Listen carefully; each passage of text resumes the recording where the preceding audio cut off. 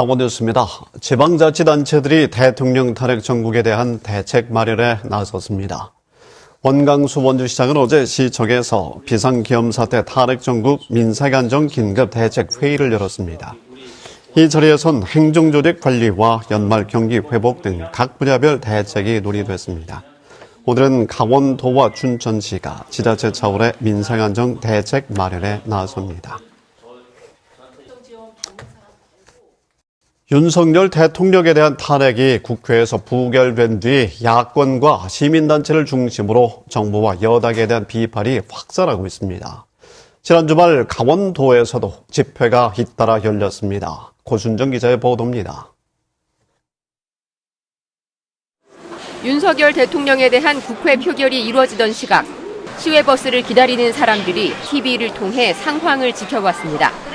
국민의 안전과 자유가 우선이 아니라 본인들의 밥그릇 챙기기에 급급한 것 같다고 생각이 듭니다. 그래서 너무 안타깝고 사실 좀 눈물이 나고.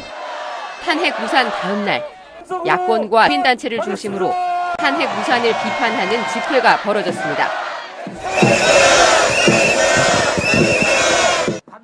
집단 투표 거부로 탄핵 표결을 무산시킨 국민의힘 소속 국회의원들에 대한 비난이 쏟아졌습니다. 도대체 누구를 위해서 일을 하시는 겁니까? 그저 자기 밥그릇 뺏길까? 본인들의 권력을 뺏길까? 끝까지 욕심과 기득권을 놓고 싶지 않았던 것 아닙니까? 밤에는 대통령 탄핵을 촉구하는 촛불 집회가 이어졌습니다.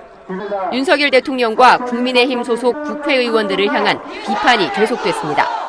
잘못된 거 바로 잡고 앞으로 더 나은 우리나라를 위해서 힘써줘야 될 사람들이 국회의원인데 지금 하고 있는 건 자기들 안위만, 지금 자기네 정당만, 국민들은 아주 생각 자체가 없어서 화가 나서 나왔습니다.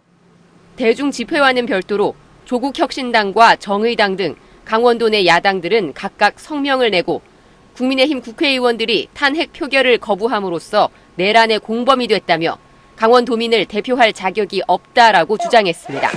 KBS 뉴스 고순정입니다. 강원도의 비정규직 근로자 비율이 전국에서 가장 높은 것으로 나타났습니다. 통계청의 고용 현황 자료를 보면 올해 강원도 내 임금 근로자 가운데 비정규직 비율은 47.4%로 집계됐습니다. 이는 전국 평균보다 9.2%포인트가 많은 것으로 전국에서 가장 높은 수치입니다.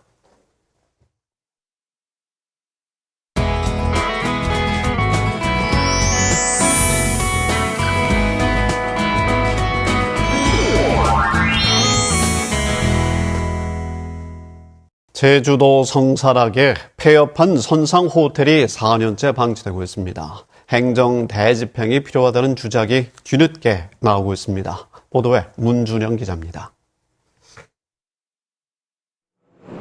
성산 일출봉 인근 성산항. 우도로 가는 여객선을 타기 위한 관광객들의 발길이 끊이지 않습니다. 그런데 항 한쪽에 길이 50m에 달하는 선박이 둥둥 떠 있습니다. 선상호텔로 운영되다가 2020년 12월 폐업한 930톤급 선박입니다. 방치된 지 4년째. 여기저기 녹이 슬고 을씨년스럽기까지 합니다. 네, 배가 전체적으로 이렇게 흉물스럽게 녹슬었고요. 선박 자재들도 어지럽게 널브러져 있습니다. 해경이 정기적으로 오염물질을 제거하고 있지만 내부 곳곳에 물이 고이는 등 침수 우려마저 나오고 있습니다. 또 항구 한쪽을 불법 점유하면서 해상 안전도 위협하고 있습니다. 작년에 한 3,000톤급 이상 화물선이 들어오다가 충돌 사고가 있었습니다. 침몰할 위험성도 있고 이 배에 또 배 안에 있는 기름이나 이런 게 유출될 위험성이 있는데 서귀포시가 2020년과 2021년 세 차례 제거 명령을 내리고 선박 소유자를 공유수면 불법 점용 혐의로 고발했지만 벌금형만 내려졌습니다. 이 방치 선박은 담보권이 있어서 행정에서 바로 제거할 수 없는 상황. 행정 대집행을 하기 위해서는 해양교통안전공단 등과 합동조사를 해야 하는데 서귀포시는 올해 9월이 돼서야 조사에 들어갔습니다. 3년 6개월 만에 제소를 했습니다. 3년 6개월 동안 실질적으로 아무것도 안 했다는 거죠. 지역사회에 더 많은 피해를 가져올 것이기 때문에 행정대집행을 집행하는 어떤 행정기관의 어떤 적극적인 행정이 필요하다. 서귀포시는 선박 소유자가 연락을 받지 않고 공문과 등기도 반송하고 있다며 지난 7월 공유수면법 위반 혐의로 재차 고발했다고 밝혔습니다. 또 합동 조사 결과를 토대로 행정대집행 여부를 검토할 계획입니다. KBS 뉴스 문준영입니다.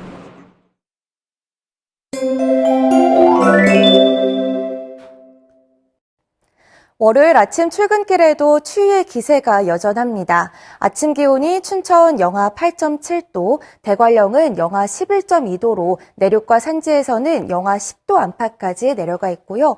강릉도 0.1도로 동해안은 0도 안팎을 보이고 있습니다. 여기에 대관령은 체감 기온이 영하 14.3도까지 떨어져 있는데요. 찬바람이 불면서 체감상 더 춥게 느껴지고 있습니다. 옷차림 든든하게 입어주시기 바랍니다.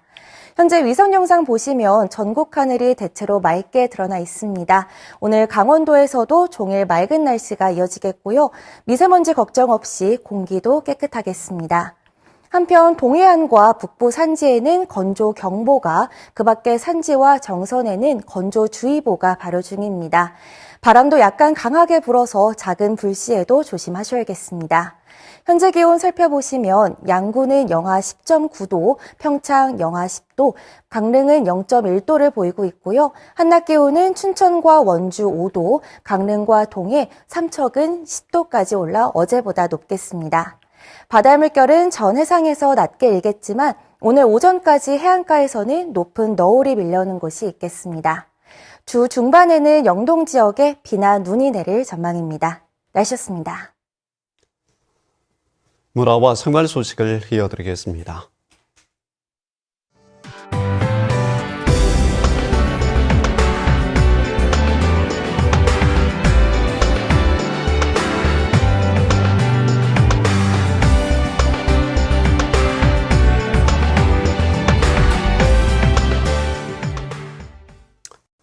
강원도 교육청은 강원도내 일반 공립학교에서 운영하고 있는 특수학급 416개 가운데 66개 학급이 과밀 학급이라고 밝혔습니다. 이런 전체 16%에 해당하는 것입니다. 과밀 학급은 초등학교가 24개로 가장 많았습니다. 강원도가 보건복지부의 아동정책 시행계획평가에서 최우수 기관으로 선정됐습니다. 이번 평가에서 강원도는 육아 기본수당 확대 등 4개 중점과제와 세부과제 170여 개를 시행해 좋은 평가를 받았습니다. 강원도는 육아수당 대상을 기존 4살 미만에서 8살 미만으로 확대했습니다. 홍천군은 보건복지부의 내년도 의료 돌봄 통합지원 기술지원형 시범사업의 대상지역으로 선정됐습니다. 이에 따라 홍천군은 의료와 요양 등 통합 돌봄체계 구축에 나섭니다. 또 국민건강보험공단 등 관계기관과 협업체계도 구축합니다. 동해지방해양수산청은 내일부터 오는 2028년 말까지 강원 동해안에서 11정비 공사를 실시한다고 밝혔습니다. 정비 대상은 강릉의 향호리와 주문리, 양양의 직영리 등입니다. 주요 사업은 수중 방파제와 돌제 설치 등입니다. 철원군은 오늘부터 8.5km의 한탄강 무릿길 전체를 개방합니다. 주요 관광지로는 직탕폭포와 송대소, 스길교, 철영기념물 현무암 협곡 등입니다. 무릿길은 2020년 세계 유네스코 지질공원으로 등재된 한탄강에 마련된 산책로입니다. 한탄강 무릿길은 한탄강의 아름다운 겨울 정취를 즐길 수 있으며 겨울철 한시적으로 운영되고 있는 희소성으로 2022년 한국관광공사의 한국관광의 별에 선정되기도 했습니다. 춘천시가 무인민원 발급기 수수료의 면제 제도를 시행하고 있습니다. 무료 발급 대상 민원 서류는 주민등록 등초본과 가족관계 등록부 등 12가지입니다. 춘천의 무인 민원기는 모두 30서대로 올해 10월 말까지 민원 발급 건수는 모두 12만 건이었습니다. 속초시는 소상공인 중소기업 이자 보전 지원 사업으로 올해 지역업체에 이자 7억 원을 지원했습니다. 지원을 받은 업체는 모두 400여 곳이었습니다. 개별 업체에 대한 지원 규모는 5천만 원 내외였습니다. 속초시는 또 올해 소상공인 특례보증 지원 사업을 통해서 200여 개 업체가 69억 원을 지원받고 있다고 덧붙였습니다. 평창군은 고향사랑 기부제 참여자에게 평창 송어축제 할인권을 지급합니다. 행사 기간은 이달 20일까지입니다. 이 기간 10만 원 이상을 기부한 사람 가운데 60명을 추첨해 3만 원짜리 할인권을 지급하게 됩니다. 평창 송어축제는 이달 27일부터 내년 2월 초까지 평창군 진부면 송어 종합체험 공연장 일대에서 진행됩니다. 강원대학교 병원은 한국전쟁에 참전한 에티오피아인의 후손에게 건강검진을 지원합니다. 이에 따라 최근 참전용사 후손 한 명에게 건강검진을 해줬습니다. 이번 검진은 에티오피아 의료지원사업 업무 협약을 토대로 마련된 것입니다. 강원 뉴스를 마칩니다.